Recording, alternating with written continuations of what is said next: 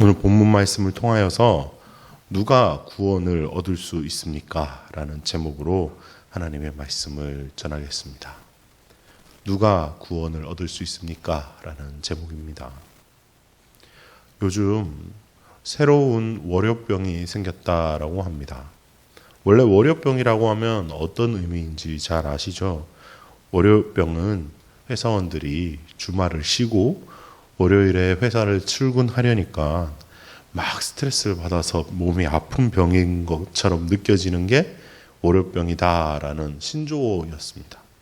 그런데 이 월요병의 의미가 조금씩 바뀌고 있다라고 합니다. 최근 2030 세대들에게 이 월요병은 그런 의미가 아니다라고 해요.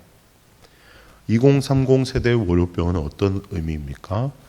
요즘 2030 세대가 가장 핫하게, 가장 관심 있어 하는 주제가 주식 투자라고 합니다. 오히려 주식이 열리지 않는 주말이 공허해지고 주식장이 열리는 월요일이 기다려지는 월요병이다라고 해요. 설레어서 주일, 즉 일요일에서 월요일로 넘어가는 날 밤잠을 설쳐서 월요일이 힘들어지는 그런 사람들이 많아졌다고 합니다. 왜 그런지 물어보니까 회사 생활 열심히 한 달 동안 해서 200만 원, 300만 원 월급 받는데 주식은 앉아서 하루에 200만 원도 넘게 번다, 300만 원 번다 막 이러니까 회사에 별 열정이 없고 하루 종일 주식에만 골몰하는 요즘 세대의 특징이다라고 합니다. 왜 이렇게 주식 열풍이 일어났을까요? 2030 세대에게 물어보면 돈을 앉아서 벌 수 있는데 안 하면 바보지라는 생각이 퍼져 있다라고 합니다. 근데 실제로 주식해서 돈 버는 사람들은 얼마나 될까요? 10%도 채 안 되죠. 주식해서 전부가 돈을 벌면 좋겠지만 다 벌 수는 없습니다. 그러나 너도 나도 주식이나 비트코인을 해서 돈을 벌려고 합니다. 부자가 되는 게 목표이기 때문이죠. 근데 오늘 본문에서는 부자가 하나님 나라에 들어가기가 참 어렵다라고 하십니다. 사실 이 본문은 앞선 본문과 연계해서 읽고 해설을 받아들여야 합니다. 앞서 어제 묵상했던 본문의 연장선상에 있는 본문이기 때문에 그렇습니다. 어제 본문에 의하면 천국은 어린아이의 것이다 라고 말씀하셨고 그 이후에 부자 청년이 와서 어떻게 하면 영생을 얻겠습니까? 라고 가르침을 받고자 했습니다. 주님은 모든 가산을 다 팔고 나를 따르라 라고 하셨지만 그 청년은 그 말씀에 고민하다가 그냥 돌아가고 말았던 상황에서 오늘 본문을 이해해야 한다라는 것이죠. 어제 본문에 의하면 사람들이 예수님께 어린아이들을 데려가서 안수해 주시기를 원하고 기도해 주시기를 원했다. 그런데 제자들이 그 사람들을 꾸짖었다라고 기록되어 있습니다. 그러자 예수님께서 천국은 이 어린아이들과 같은 자들의 것이고 이들을 내게로 오는 걸 막지 마라라고 도리어 제자들을 책망하십니다. 제자들은 1차로 여기서 이게 무슨 소린가 라고 했을 거예요. 성경에 기록되어 있지 않지만 제자들의 반응을 우리가 유추해 볼 수 있습니다. 그리고 오늘 본문에 주님께서 부자는 천국에 또 들어가기가 어렵다라고 하시니까 2차 충격을 받은 거예요. 그래서 몹시 놀라서 아니 그렇다면 누가 구원을 얻을 수 있습니까? 라고 물어보게 된 겁니다. 여기서 찾을 수 있는 상식은 뭘까요? 어린아이들 주된 사람들이 아니었죠. 부자들 주된 사람들이었습니다. 이 제자들의 질문이 오늘 설교의 핵심 주제입니다. 이제 본문을 살펴보면서 어떤 사람들이 구원을 얻을 수 있는지 살펴보도록 하겠습니다. 첫 번째 주안점입니다. 부자는 천국에 들어가기 어렵다라는 것입니다. 부자는 천국에 들어가기 어렵다. 일단 부자는 천국에 못 들어간다고는 하지 않으셨습니다. 일만의 가능성은 있다라는 거죠. 못 들어가지는 않는데 들어가기가 어렵다라고 하십니다. 부자는 천국에 들어가기가 어려우니라라는 이 주님의 말씀은 가난한 자는 누구든지 천국에 들어갈 수 있고 부자는 누구라도 천국에 들어갈 수 없다라는 의미가 아니다라는 걸 잘 아실 겁니다. 만약 진짜 부자가 아무도 천국에 못 들어간다 그러면 다윗이나 솔로몬이나 아리마다 요셉 같은 성경에 나오는 부자들은 전부 천국에 못 들어갔겠죠. 왜 이런 말씀을 하셨을까요? 당시 유대인들은 부자일수록 하나님의 축복을 받은 사람이다라고 생각을 했습니다. 영생을 얻기가 쉽다고 생각했죠. 부자들의 재물이 하나님께서 그들에게 주신 축복이다라고 생각했기 때문에 부자일수록 하나님께 인정받은 사람이고 하나님이 사랑하시는 사람이다라는 통념이 있었습니다. 그러나 이는 모두 부자에 대한 그릇된 인식에서 출발합니다. 예수께서 말씀하신 부자는 외형적으로 소유가 많은 사람들 전체를 가리키는 게 아닙니다. 하나님을 위하여 자기의 소유를 포기하지 못하는 이기적인 탐욕을 가진 부자들을 말하는 것이에요. 그러니까 재물이 많은 부자 전부를 예수님께서 지칭한 것이 아니라 그 재물을 포기하지 못하는 탐심에 가득 찬 부자를 말하는 것이었습니다. 주님께서 부자들이 천국에 들어가기 어렵다고 한 이유는 세속적인 재물이 신앙생활을 하는 데 있어서 방해가 될 수 있기 때문을 우리가 알 수 있습니다. 재물이 많다고 반드시 그런 것은 아니지만 대다수 재물을 가진 사람들이 빠지는 함정에 대해서 예수님께서 지적했다라는 것입니다. 그 첫 번째 함정은 무엇입니까? 재물은 사람을 이기적으로 만든다라는 거예요. 그런 말을 들어보셨을 것입니다. 또 그런 말을 해보셨을 것입니다. 있는 사람이 더하네. 가진 사람들이 더해. 빈익빈이네. 부익부네. 이런 말들. 재물을 가지고 있는 사람들이 더 가지려고 한다라는 것이죠.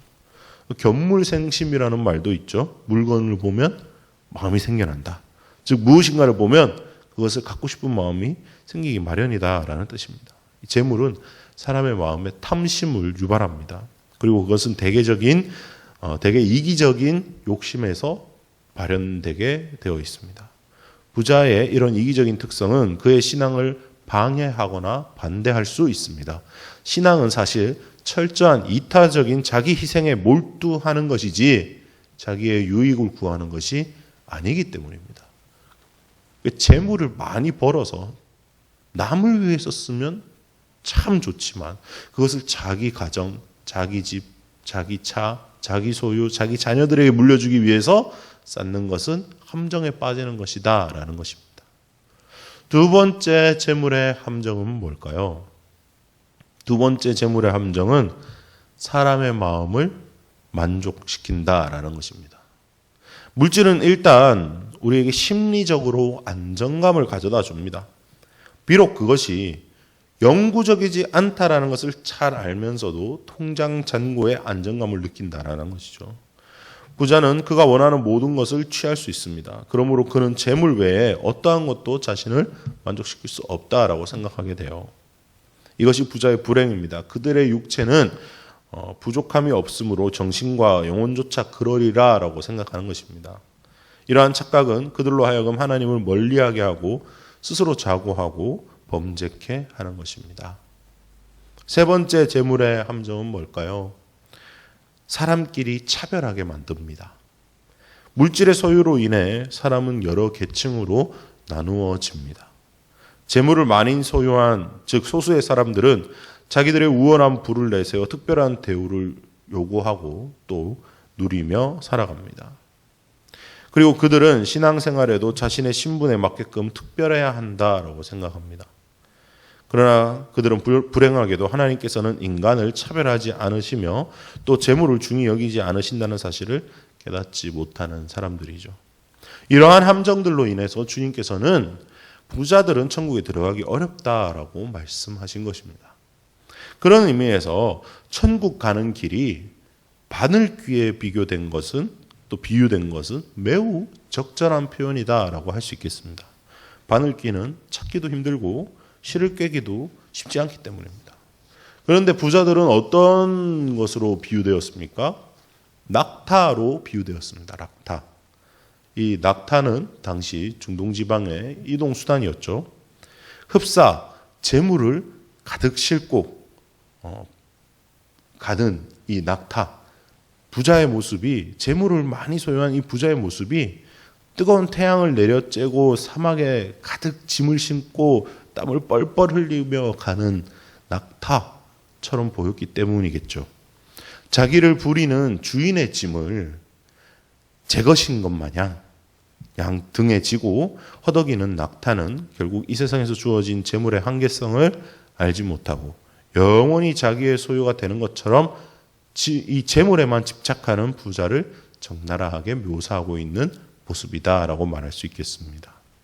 이런 사람들에게는 구원의 문이 바늘귀와 같이 좁다라는 거예요. 그러므로 예수님의 비유는 이런 내용의 부자가 사실은 구원받기가 상당히 어렵다, 불가능하다라는 것을 말해주고 있습니다. 그렇다면 누가 천국에 들어갈 수 있겠습니까?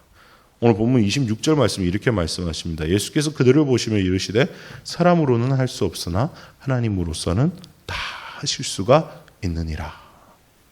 이 말씀이 구원의 대강령이 되는 말씀입니다. 이것은 구원의 근거가 사람의 선행이나 수양에 있지 않고 오직 하나님의 주권적인 은총에 있다는 것을 밝혀주는 말씀입니다. 하나님의 은혜는 우리가 보기에는 전혀 구원받기에 적합하지 않은 자라도 마치 낙타가 바늘길을 유유히 통과하는 것처럼 기적적으로 구원을 얻게 되는 것이다라는 것이에요. 이것은 매우 중요한 사실입니다. 우리 기독교의 구원은 인간 편에 있는 것이 아니라 오직 하나님의 주권 아래 있다라는 것을 보여주는 구절이기 때문이죠. 이러한 사실을 믿는 믿음이야말로 하나님의 구원을 얻게 하는 비결인 것입니다. 이것이 바로 기독교에서 말하는 은혜이며 저와 여러분이 날마다 누리는 기쁨의 비결인 것입니다.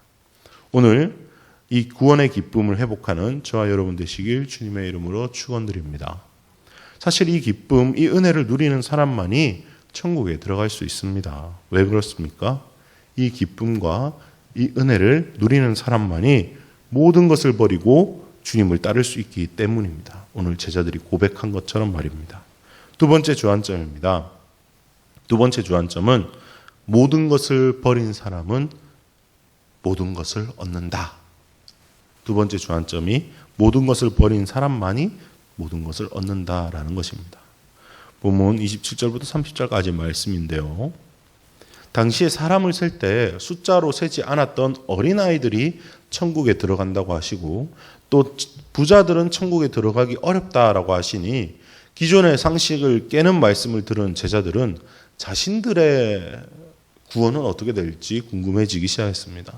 그래서 자신들은 모든 것을 버리고 주님을 따랐다라고 어필하고 있습니다. 실제로 29절에 나열된 이 목록들은 학자들이 이야기하기로는 이 제자들이 버린 목록이다라고 이야기하고 있습니다. 29절에 보면 집이나 형제나 자매 또 부모나 자식이나 전토 버린 것에 대한 보상은 영생 즉 천국에 들어가는 것이다 라고 말씀하고 있습니다. 실제로 제자들은 성경을 찾아보니까 다 버리고 따른 게 맞거든요. 베드로 사도도 가정이 있었습니다. 베드로의 장모의 열병을 주님께서 고쳐주신 장면이 나오죠. 이 가정이 있었지만 버렸죠. 직업이 있었습니다. 어부, 그물이 있었습니다. 그리고 자신이 소유한 배도 있었습니다. 버렸죠. 베드로만 버린 게 아닙니다.